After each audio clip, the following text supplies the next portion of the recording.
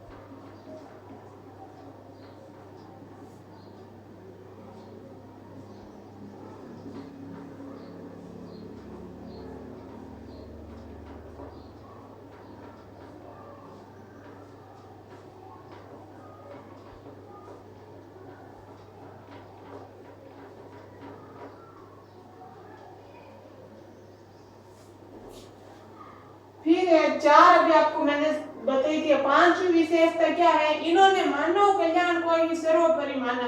ये मानव के कल्याण को ही सर्वोपरि मानते हैं। इन्होंने भजन कीर्तन मनन को महत्व दिया था।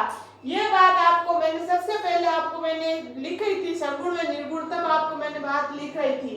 फिर इन्होंने गुरु शांति को ईश्वर प्राप्ति का मार्ग बताया है। ये ऐसे मानते हैं ईश्वर प्राप्ति के लिए हमें गुरु ही सबसे मोस्ट होते हैं। ईश्वर प्राप्ति का हमारा गुरु होता है। गुरु बनाओ और गुरु के बातों का ध्यान रखो तो आप ईश्वर प्राप्ति हो जाएगी।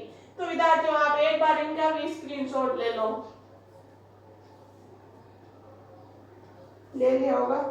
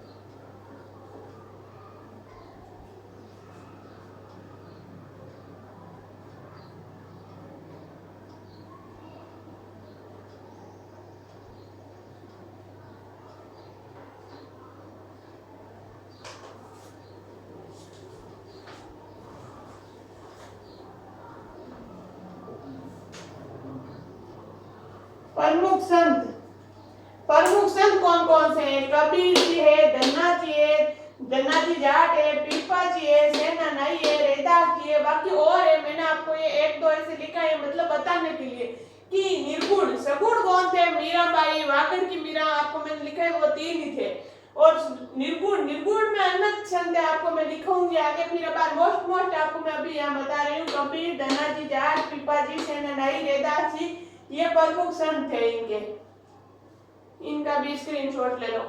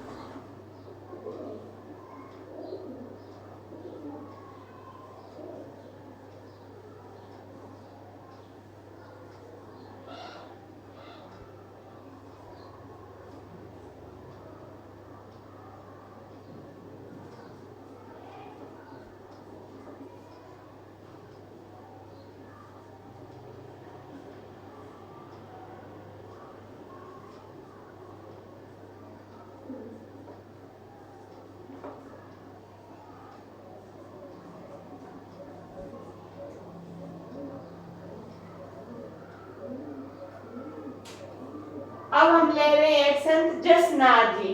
कौन से संत ले रहे हैं विद्यार्थियों? जसनाथ जी। जसनाथ जी का जन्म कहाँ हुआ था? जसनाथ जी का जन्म हुआ था कतरिया सर बीकानेर में। कहाँ हुआ था? कतरिया सर बीकानेर में। किसका जन्म हुआ था? जसनाथ जी का हुआ था। पिता, जसनाथ जी के पिता कौन थे? हमीर जी जाट। हमीर जी जाट इनके पिता थे। माता, जसनाथ जी के माता जी का क्या नाम था? रूपांदे। क्या नाम था विद्यार्थियों? रूपांदे। गुरु कौन थे? गोरखनाथ। कौन थे? गोरखनाथ। एक है वर्षात की देवी रूपांदे। वर्षात के लोग देवता मामा थे वर्षात की देवी रूपांदे, याद रखना। और इन जसनाथ जी के माता का नाम था रूपांदे। आप स्क्रीनशॉट ले लो।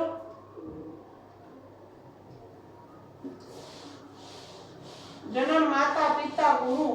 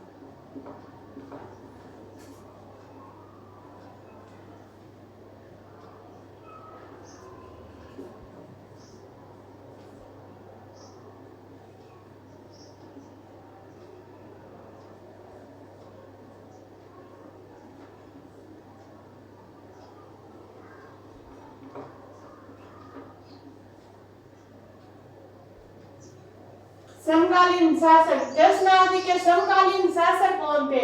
जसनाथ जी के समकालीन शासक थे सिकंदर लोधी। कौन थे विद्यार्थियों? सिकंदर लोधी। जसनाथ जी के समकालीन शासक थे। शिक्षा, इन्होंने शिक्षा कहाँ से प्राप्त की? गोरख आश्रम से। कहाँ से प्राप्त की थी? गोरख आश्रम से। जसनाथ जी ने गोरख आश्रम से अपनी शिक्षा प्राप्त की थी। तपस्या, जसनाथ जी ने तपस्या कहाँ की थी? गोरख मांगलिया। गोरख मांगलिया में जसनाथ जी ने तपस्या की थी। ग्रंथ, इनके ग्रंथ कौन कौन से? याद रखना, पूछ सकते हैं ग्रंथ। वैसे तो कुछ भी पूछ सकते हैं जसनादि के बारे में, पिता माता, लेकिन ग्रंथ कौन सा है, ग्रंथ है। अभी ये सेकंड ग्रेड में कल वाले पेपर में भी पूछा हुआ था, मतलब कुछ भी पूछ लेते हैं इसके, इनके पिता का नाम। ग्रंथ है सिंह, बुद्रा और कोंडा, ये दो इनके ग्रंथ है। कौन सा है? सिंहबुद्रा और कोंडा, ये दो ग्रंथ है जसनादि के। ये मैंने आपको ऐसे दूर लिखा थी, ये पास में है सिंहबुद्रा और कोंडा दो ग्रंथ किनके हैं? जसनादि के दो ग्रंथ है। स्क्रीनशॉट ले लो आप एक बार इनका, फिर आगे बढ़ रहे हैं।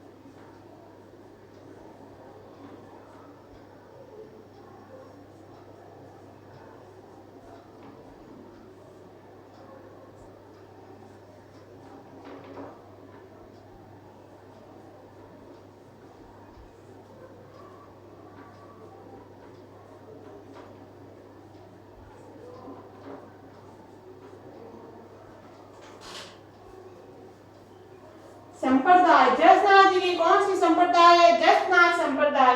कौन से विद्यार्थियों? जसनादि की जसनाथ संप्रदाय है, आपको याद रह जाएगा ऐसे। प्रमुख पीठ, इनकी प्रमुख पीठ कहाँ है? कतरिया से बीकानेर में। कहाँ है? कतरिया से बीकानेर में। पहचान, इनके पहचान क्या है? मतलब जो जसनाथी लोग है जो इनकी पूजा करते हैं, उनकी पहचान क्या है? गले में काले ऊन का धागा होता है। जिनके गले में काले ऊन का धागा होते हैं वो जसनाथी होते हैं। प्रमुख व्यक्ति क्या है? सिद्ध एक गोत्र होती है, सिद्ध जाति होती है, सिद्ध है। पवित्र, इनके पवित्र क्या माना जाता है? तो जाल वृक्ष व मोर पंख को पवित्र माना जाता है। जाल का वृक्ष होता है वो, और मोर पंख को जसनाथी लोग पवित्र मानते हैं, वो उनकी पूजा करते हैं। आप इसके शॉट ले लो एक बार, इनका ले लिया होगा, आगे बढ़ रहे हैं।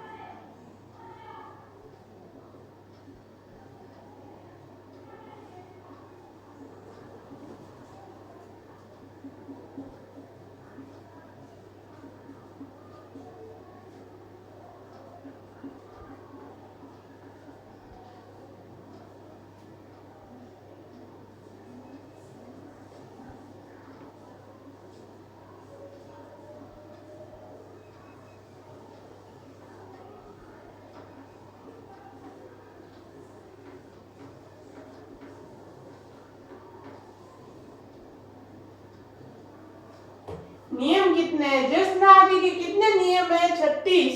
ऐसे क्वेश्चन आ जाते हैं, नियम तो बहुत पूछते हैं, आप याद रखना। और जो ये छोटे एग्जाम होते हैं ना, जैसे कि पुलिस का, ऐसे तो छोटे कोई नहीं है आजकल, सारों में एक ही आता है जीके घुमा फिरा के। लेकिन उनमें ऐसे प्रश्न पूछते हैं नियम कितने हैं, जसनाथ के कितने नियम है, जसनाथ जी के नियम है 36। तो नोट्स की बात आ जाए और हमने लिखा था ऐसा तो कभी होता नहीं, क्योंकि हम तो कोरिलेट करके पढ़ रहे हैं। नोट्स की बात है 29 नियम किसके हैं, विष्णु संप्रदाय के। 42 नियम किसके, चरणदास संप्रदाय के। 36 नियम तो है जसनाथ जी का, 29 नियम है विष्णु संप्रदाय का, 42 नियम है चरणदास जी का। यह बात विद्यार्थियों याद रखना, नोट्स के साथ ही साथ याद रखना। नियम कितने हैं, 36 हैं। एक बार आप इनका स्क्रीनशॉट ले लो, फिर आगे बढ़ रहे हैं।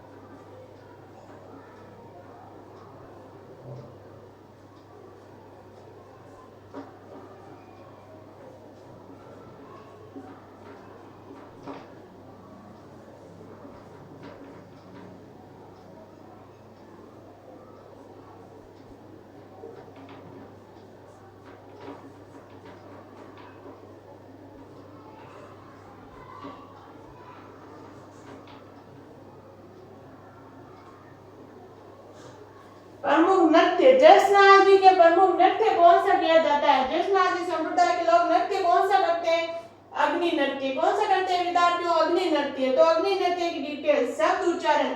जब वो अग्नि नृत्य करते हैं तो कौन से शब्द का उच्चारण करते हैं विद्यार्थियों, जब वो अग्नि नृत्य करते हैं ऐसे कूद कूद के, तो वो ऐसे बोलते हैं फत्ते फत्ते। कौन सा उच्चारण करते हैं, फत्ते फत्ते। यह प्रश्न पिछली रीड में आया था, जो रीड की भर्ती अभी गई है उसमें यह प्रश्न आया था।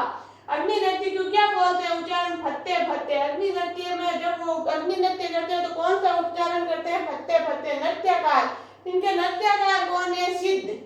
कौन है, सिद्ध है। सिद्ध जाति के जो लोग हैं, सिद्ध है, वो इनके नृत्यकार होते हैं। अग्नि का ढेर, जो अग्नि का ढेर होता है जिन पे वो नृत्य करते हैं उसे क्या कहते हैं, धूणा।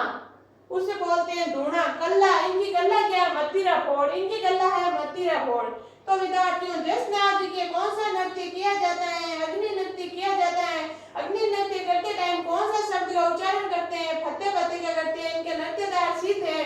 अग्नि का ढेर होता है उसे धूणा कहते हैं, और कल्ला होती है मतीरा फोड़। ये था अग्नि नृत्य।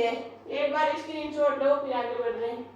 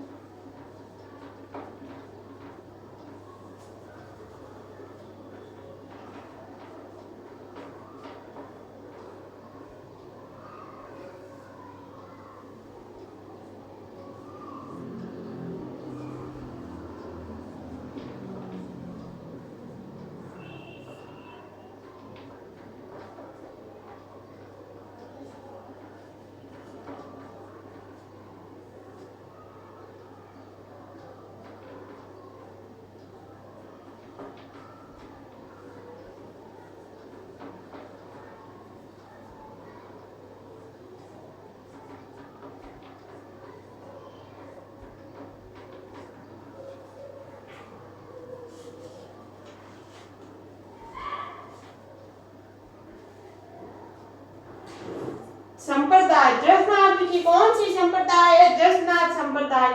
कौन सी संप्रदाय है विद्यार्थियों? जसनाथ संप्रदाय। जागीरी प्रदान की। इसको जागीरी किसने प्रदान की? यानी जागीर यानी वो जो जमीन होती है, वो गांव होता है, किसने प्रदान किया था? किसने किया था? सिकंदर लोधी ने। कौन सी जागीरी प्रदान की थी? कतरियासर बीकानेर। कतरियासर बीकानेर को किस जागीरी में किसने दिया था? सिकंदर लोधी ने जसनाथ जी को दिया था। प्रमुख मंदिर। प्रमुख मंदिर कहाँ है इनके? एक तो है कतरियासर बीकानेर में और एक है रूह स्तंभ जी का दौरा बीकानेर में। रूह स्तंभ जी का दौरा और कतरियासर बीकानेर दो जगह इनका मंदिर है जसनाथ जी का। एक बार आप स्क्रीनशॉट ले लो, फिर आगे बढ़ रहे हैं।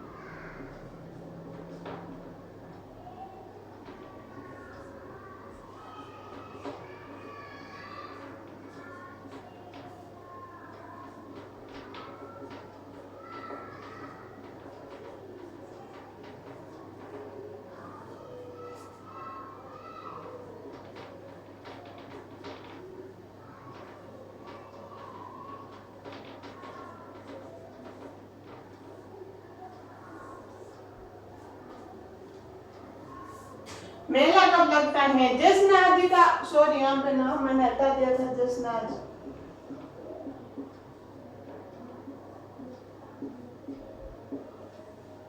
जसनाथ जी का मेला कब लगता है? आश्विन शुक्ल सातम को। आश्विन शुक्ल सातम को जसनाथ जी का मेला लगता है। अन्य मंदिर, इनका अन्य मंदिर और कहाँ है? पांचला सिद्ध नागौर। जो पांचला सिद्ध है, पांचला सिद्ध नागौर में है इनका अन्य मंदिर। फिर विशेषता, इनकी विशेषता क्या है? परमहंस। वे जसनाथ जी संत जिनका देवलोक गमन हो गया। वे जसनाथ जी संत जिसका देवलोक गमन हो गया था, वो परमहंस है। औरंगजेब को पर्चा देने वाले जसनाथ जी संत कौन से थे? रूह स्तंभ जी। रूह स्तंभ जी संत थे जिन्होंने औरंगजेब को पर्चा दिया था। वो कौन से संत है? रूह स्तंभ जी। यह है इनकी विशेषता। तो विद्यार्थियों आप इनका स्क्रीनशॉट ले लो एक बार, अच्छे से ले लिया होगा। तो विद्यार्थियों आज के लिए इतना ही, बाकी पढ़ेंगे हम अगली क्लास में। अब आपको मैं रोज कंटिन्यू क्लास देते जाऊंगी। एक दो दिन में हमारी ये लोक संघ पूरे हो जाएंगे, फिर हम एक न्यू टॉपिक देंगे। बहुत अच्छा, बहुत इंटरेस्टिंग। मेरी क्लास अगर आपको अच्छी लगती है तो उसको लाइक, शेयर और सब्सक्राइब करने में बिल्कुल कंजूसी मत करो। ज्यादा से ज्यादा शेयर करो, ज्यादा से ज्यादा सब्सक्राइब करो। धन्यवाद।